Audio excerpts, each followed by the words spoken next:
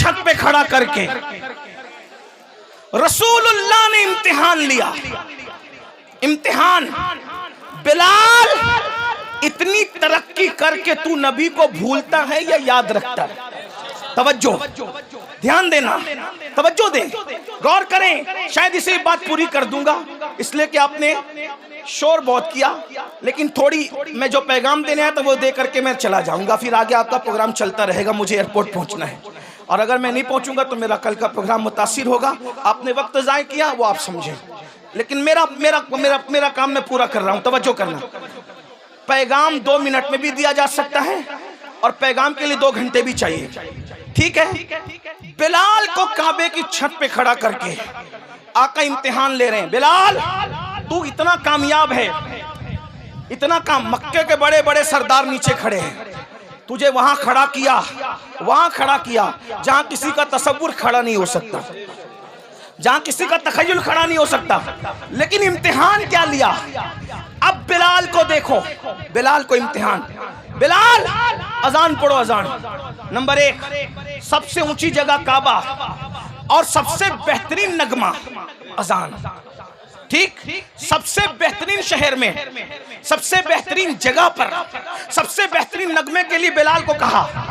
अब बिलाल पूछने लगे कि या रसूल अल्लाह, अजान देने के लिए काबे की तरफ रुख का होना जरूरी है। अजान देने के लिए रुख कहाँ होना चाहिए? काबे की तरफ। मैं तो जंगों में अजान दी, काबे की तरफ रुख किया। मदीने शरीफ में अजान पढ़ी, काबे की तरफ रुख किया। तिहामा की वादियों में अजान पढ़ी, काबे की तरफ रुख किया। हर जगह अमन में, जंग में, जहां जहां अजान पढ़ी, काबे की तरफ रुख किया। गरीब परवर बंदा नवाज, बुलंद करने वाले सरकार, आज आपने काबे की छत पे खड़ा किया, अब मैं रुख किधर करूं? मेरा रुख किधर होगा?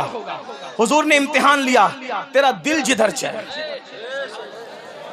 बेनियाज रसूल ने, बेनियाज खुदा के बेनियाज महबूब ने, जो सिर्फ खुदा का नियाजमंद है, बाकी किसी का नियाजमंद नहीं। बिलाल तेरा दिल जिधर चाहे उधर रुख कर ले, आज तेरे अजान पढ़ दे। बिलाल ने कहा अब किधर क्या रुख करना, अब किधर और क्या रुख करूं? इतनी तरक्की मिल गई है तो जिसके सदक़े में तरक्की मिली है, रुख तो उधर ही होगा, रुख तो उधर ही होगा। और बिलाल ने कहा जब काबे के काबा ने मुझे काबे पे चढ़ा दिया और मेरी तरक्की का राज सिर्फ यही है जो काबे का काबा है, तो सबसे रुख फेर सकता हूँ, आमिना के लाल से रुख नहीं फेर सकता। वाह भाई, जिंदाबाद जिंदाबाद।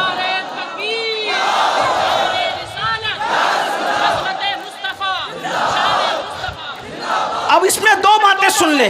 उससे हुआ क्या? इश्क़े रसूल से बिलाल को तरक्की मिली। नंबर 1 तवज्जो है, इश्क़े रसूल से बिलाल को बोलो क्या मिली? तरक्की। लेकिन वफादारी मुस्तफ़ा से उनकी तरक्की बच गई। अगर कहीं और रुख फेर लेते तो बात फिर कुछ और हो जाती, और जो होती वो होती जब वो बयान होती, लेकिन ये हुआ नहीं, तो जो हुआ नहीं उसको बयान करना नहीं है। बिलाल का रुख किधर रहा? बोलो किधर रहा? बोले किधर रहा? अब मेरी सुन लो, आप और हम जलील क्यों हैं? आप हम रुस्वा क्यों हैं? आप हम बर्बाद क्यों हैं? आप हम तबाह क्यों हैं? आप हम गालियां क्यों सुन रहे हैं? आपकी हमारे घरों पे बिल्डोजर क्यों चल रहे हैं? वजह एक है, बिलाल काबे पे चढ़ के भी नबी की तरफ से रुख नहीं फेरा। बिलाल काबे पे चढ़ के भी नबी की तरफ से रुख नहीं फेरा। और तुम डॉक्टर बनने के बाद नबी से रुख फेर लिए, इंजीनियर बनने के बाद नबी से रुख फेर लिया, मालदार बनने के बाद नबी से रुख फेर लिया, 3 टाइम का अच्छा खाना खाने के बाद नबी से रुख फेर लिया, कीमती कपड़े पहनने के बाद नबी से रुख फेर लिया। बताओ, वो काबे पे चढ़ के इतने ऊंचे पे भी नबी को नहीं भूले, और हम इन सारी गंदगियों के अंदर, गुनाहों की गंदगियों के अंदर अपने नबी को भूल गए और माल की मोहब्बत में, कपड़ों की मोहब्बत में, डिग्रियों की मोहब्बत में, तिजारतों की मोहब्बत मोहब्बत में अपने नबी से हमने अपना रुख फेर लिया। तो नबी से जो रुख फेरता है तो उसका क्या होता है? जिससे जो नबी से रुख फेर लेता है खुदा की रहमतें उससे अपना मुंह फेर लिया करती है। अब पता चला मेरे आका अलैहिस्सलाम के दीवानों, बिलाल तो काबे पे खड़े होकर भी नबी को भूलना नहीं चाहते और हम नबी पाक को भूल गए। बताओ हम नबी पाक को कहाँ याद करते हैं? हम गाने तो गाते हैं, नात नहीं पढ़ते, 3 घंटे की फिल्म तो देखते हैं, हुजूर की सीरत नहीं पढ़ते। मेरे भाइयों, हमारे नबी से बड़ा अजमत वाला कोई है? हमारे नबी से बड़ा बुजुर्ग कोई है? हमारे नबी से आला कोई है? हमारे नबी से अफजल कोई है? अल्लाह की मखलूक में भाइयों उन जैसा कोई है ही नहीं। अल्लाह की मखलूक में उन जैसा कोई है ही नहीं। आपको बताऊं, ये सारे नबी नबी होकर भी हमारे नबी के उम्मती है। सारे नबी नबी होकर भी हमारे नबी के उम्मती है। और साथ में क्या है? जो निस्बत उम्मती को नबी से हुआ करती है, जो निस्बत उम्मती को नबी से हुआ करती है, वो निस्बत सारे नबियों को मेरे नबी से है। यानी सारे उम्मती किसके नियाजमंद होते हैं? अपने नबी के। तो ये सारे अंबिया जो हैं वो किसके नियाजमंद हैं? मेरे नबी के। बल्कि जमीन के ऊपर ही नहीं, मैदान महशर में भी सबको अगर नियाजमंदी की तमन्ना होगी तो रसूलुल्लाह की निगाह रहमत की तमन्ना होगी। मेरे इमाम तो ये कहते हैं उस दिन खलील भी तमन्ना कर रहे होंगे कि काश ये आमिना के लाल की नजर मुझ पर पड़ जाए। और मेरे इमाम यूं कहते हैं वो जहन्नम में गया जो उनसे मुस्तगनी हुआ, वो जहन्नम में गया जो उनसे मुस्तगनी हुआ। है खलीलुल्लाह को हाजत रसूलुल्लाह की। बस पैगाम यही देना था।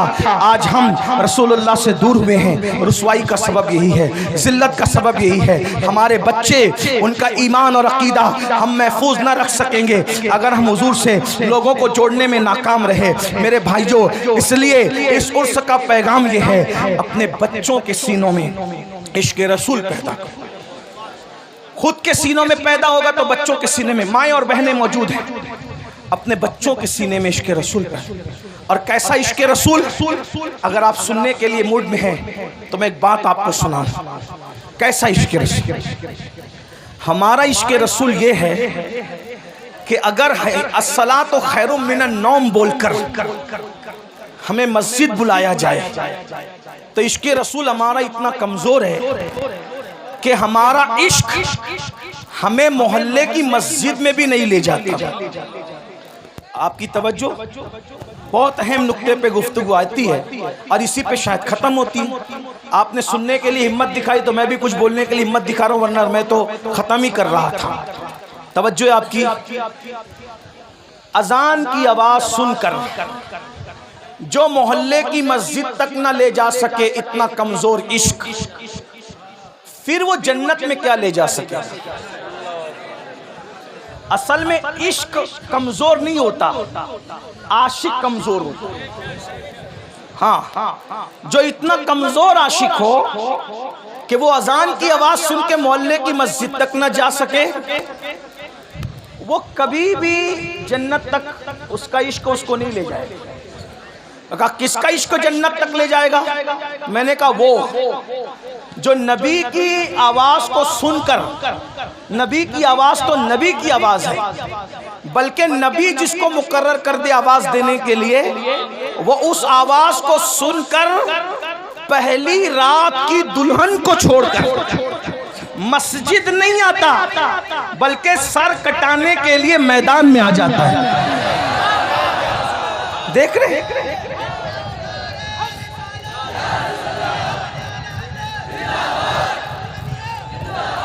आज लोग इश्क के दुश्मन क्यों हैं? तवज्जो, लोग इश्क के दुश्मन क्यों हैं? जानते हैं जिस दिन तुम आशिक बनोगे कोई टिक नहीं सकेगा, क्योंकि औकात के बराबर में चिड़िए और कौवे उड़ ही नहीं सकते। औकात के बराबर में, औकात देखा है? शाहीन, बाज, औकात के बराबर में चिड़िया और कौवे उड़ ही नहीं सकते क्योंकि वो बहुत ऊंचा उड़ता है।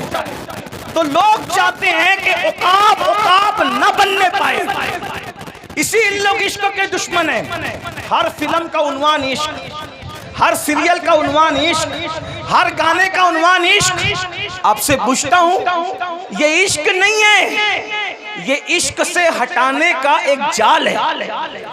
जैसे अगर आपने कभी मछली का शिकार किया हो या चूहे को मारने के लिए पिंजरा रखा हो, तो मछेरे क्या करते हैं, हमारे यहाँ उसको सिद्दुड़ कहते हैं। सिद्दुड़, आप क्या क्या कहते नहीं पता। एक छोटा सा है नहीं, एक कीड़ा होता है, बहुत बारीक सा पतला सा कीड़ा होता है,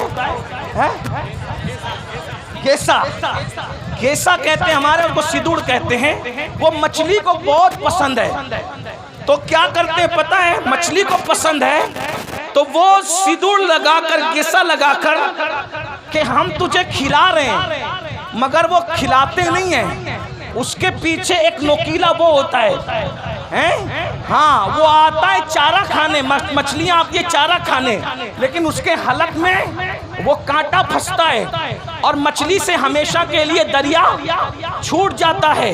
यही है ना, बहुत कीमती बात है। जाय करना है, आप जाय करो टांडा वालों, आपकी मर्जी है। हम जैसे फकीर बहुत दिनों तक आपको इस तरह जगा न सकेंगे, इसलिए कि जिंदगी का भरोसा क्या है, कौन रहे कितने दिन। लेकिन याद रखना, हम रहे न रहे, हमारी ये सदाए बाज़गश्त तुम्हें कयामत तक बेचैन और मुस्तरिब करती रहेगी। तो तरीका क्या है, वो घेसा लगा करके कांटा चुबाया जाता है और हमेशा के लिए मछली से दरिया छुड़वा दिया जाता है। और बताओ, जब मछली दरिया से दूर हो जाती है, वो तो आई थी खाने के लिए, क्या जिंदा रह पाती है, क्या इज्जत से रह पाती है? अरे जब तक दरिया में थी, दरिया की रानी थी मछली, जब तक दरिया में थी, दरिया की रानी थी, दरिया उसकी मिल्कियत थी, वो दरिया काजिम सरमाया थी, उसका कोई कुछ बिगाड़ नहीं सकता था। लेकिन वो बुरा और घिसे का उसके लालच में आई, कांटा चुबा, अब तड़प रही है।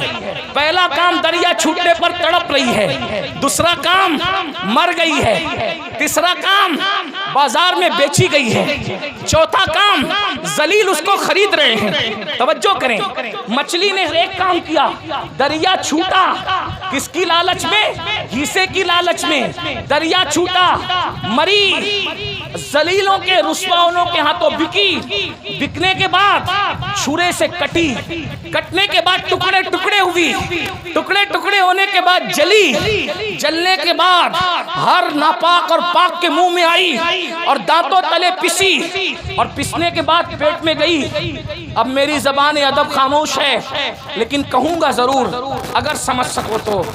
जब पेट में गई तो नापाकी बनी। ये मेरे दिल का दर्द है, कोई समझ सकता है तो समझ ले, इस पे बात पूरी कर दूंगा। तवज्जो, बहुत तवज्जो, बहुत तवज्जो। जल की रानी मछली, मलकाए दरिया, गंदगी और फुजले में बदली कैसे? कैसे बदली? उसके बुरे दिन कैसे आए अच्छे दिन की बजाय? तवज्जो, अच्छे दिन की बजाय मछली के बुरे, कहां तो वो दरिया की रानी थी, कोई उसको कुछ कर नहीं सकता था। बोलो, काम किसने बिगाड़ा?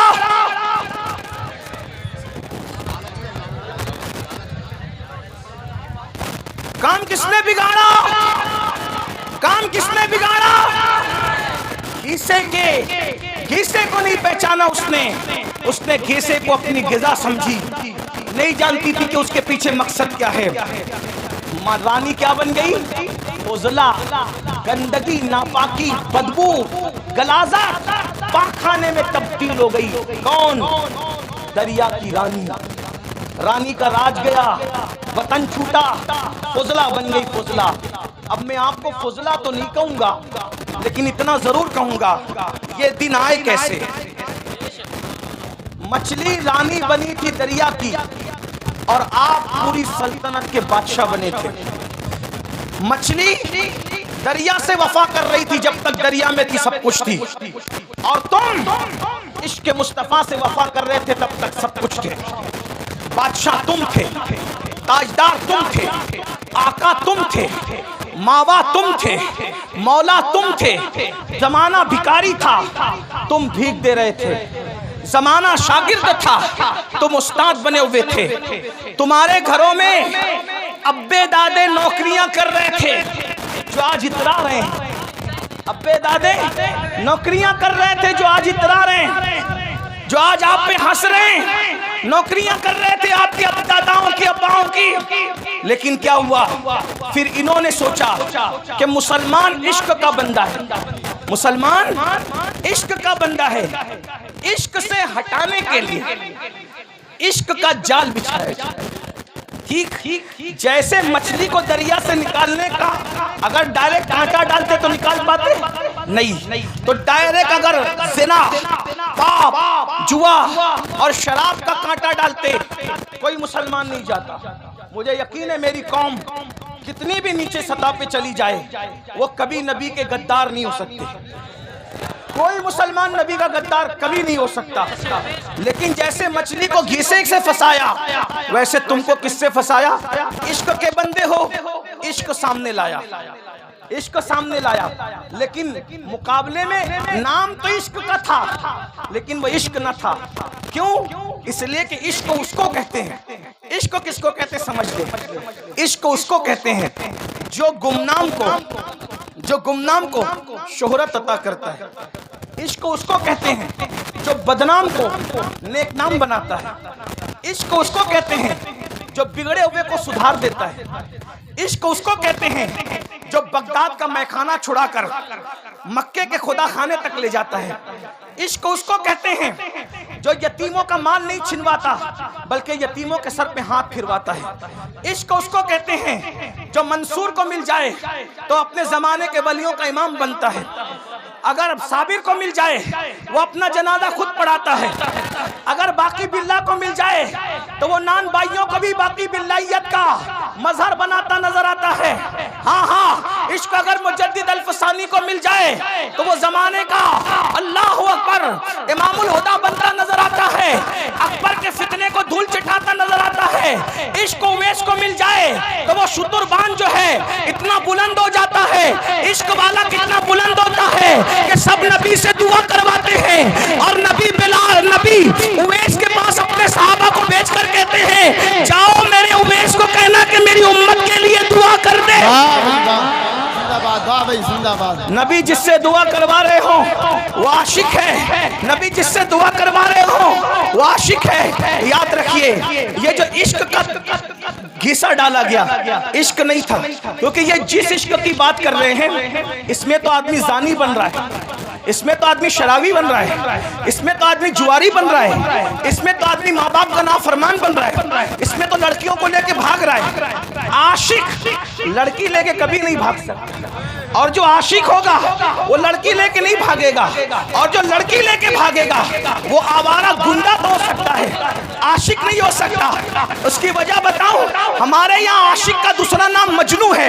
अल्लाह अकबर। लेकिन मजनू ने पूरी जिंदगी लैला को बालिग होने के बाद कभी देखा नहीं। किसी ने पूछा ओ मजनू, लैला लैला डरता तो है लेकिन लैला को देखा क्यों नहीं है? वो कहा अरे जो महबूब की इज्जत को तार तार कर दे वो आशिक कैसे हो सकता है?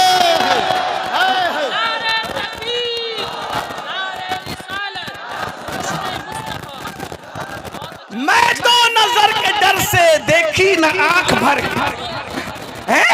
मैं तो नजर, तो ये इश्क के नाम पे गुंडागर्दी फैलाई जा रही है, इश्क के नाम पे जिना फैलाया जा रहा है, इश्क के नाम पे दहशतगर्दी फैलाई जा रही है, इश्क के नाम पे चोरी, डकैती, गाली, माँ बाप की नाफरमानी, लड़कियों की आबरू पे हमला। मैं हिंदुस्तान में अपने शरीफ लीडरों से गुजारिश करना चाहता हूं कि आप कहते हो बेटी बचाओ बेटी पढ़ाओ, मैंने कहा जिस दिन पिक्चर के हीरो फिल्म में लड़कियां लेकर के भागना बंद कर देंगे उस दिन कभी भी किसी की बेटी का रेप, और वो भी गैंग रेप, कभी नहीं हो सकता, क्योंकि रेप हमारे लड़के वहीं से सीख रहे हैं। मैं सिर्फ मुसलमानों को अपील नहीं कर रहा हूँ, हिंदू मेरे भाई जो हमारे मुल्क की जो वो अक्सरियत है वो भी इस एतबार से हमारे हैं कि वो बिरादरान वतन है। हमें जहाँ अपने बच्चों का ख्याल है हमें उनका भी ख्याल है। क्यों? इसलिए कि पड़ोस अगर नशे में होगा तो एक दीवार फलांग करके नशा हमारे घर में भी आ सकता है। ठीक है, इसलिए हम भारत को नशा मुक्त भी करना चाहते हैं और भारत को जिना मुक्त भी करना चाहते हैं। और नशा मुक्त और जिना मुक्त करने के लिए पिक्चर में जो जिना दिखाया जा रहा है उसका खात्मा किया जाए।